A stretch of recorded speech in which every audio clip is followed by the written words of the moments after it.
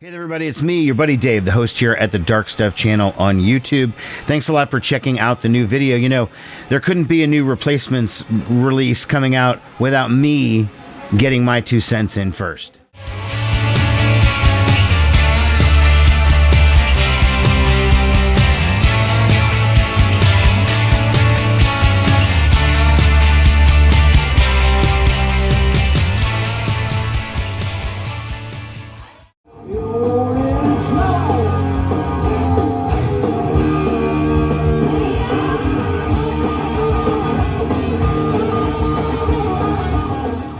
So hey everybody, I'm doing a quick video on the new-ish Replacements live at Toronto. Okay, live at Riot Fest. Okay, this was from their very first reunion show back in 2013. And it is really, really nice. This release is not brand new. It actually came out a few months ago, but like, when it came out, I, like a lot of people that I've been talking to, assumed that it was a bootleg. Now, I have no moral objection or anything to bootlegs, but I just wasn't in some hurry to get it. I saw it advertised for me on Instagram. I would, you know, because I follow the Replacements, and the algorithm knows what I like, and it was recommending it on Facebook and stuff, and I just didn't pull the trigger on ordering it. And I never saw it in a record store until just a couple weeks ago when I was out of town, and I saw it and I was like, okay, I'm going to pick it up. But you know, it's not a bootleg. It does have some sort of stamp of officiality to it. Now, it's not one of the Replacements releases through Rhino or Warner Brothers or whatever. It's not one of those kinds of records, but it is being sold, however, through the Replacements, you know, merch company. According to an email that I got from the Replacements, because I'm on their mailing list, literally the day after I bought that, was an email about the record.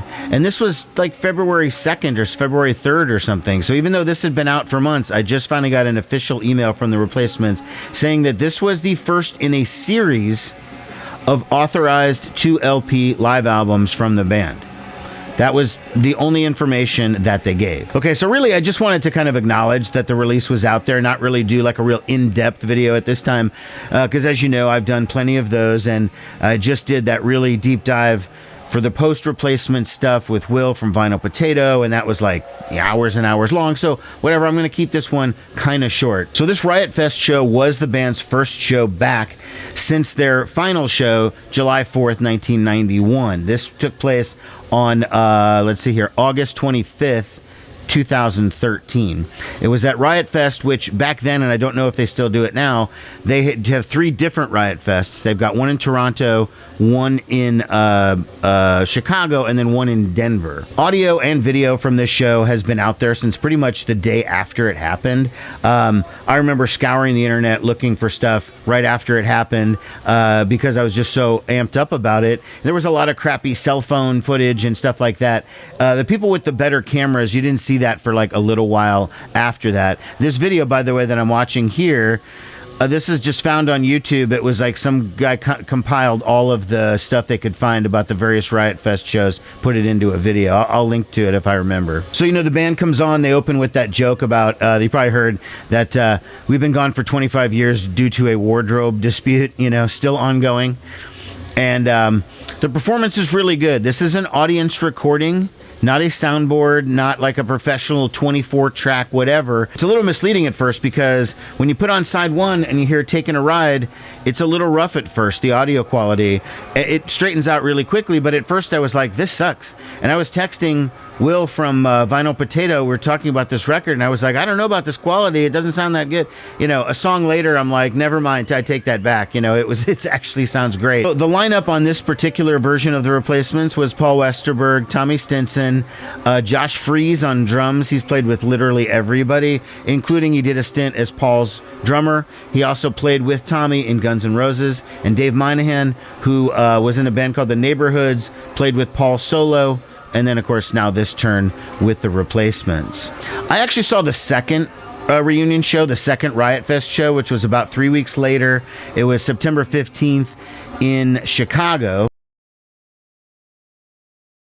Festival was like okay, but I was only there really to see the replacements, even though there were some other good bands like Joan Jett, Public Enemy, Rocket from the Crypt, Bob Mould. I mean, there's a picture of me that a friend of mine posted on Facebook of me looking super miserable during Bob Mould because it was raining and cold all day, and this was still September, so it shouldn't have been that cold. It was a really, really, really shitty day. My photos definitely suck from that night. I had an old phone and, it was getting pushed around and stuff. And really, the phone technology has gotten so much better these days. Closer than you know, love each other so.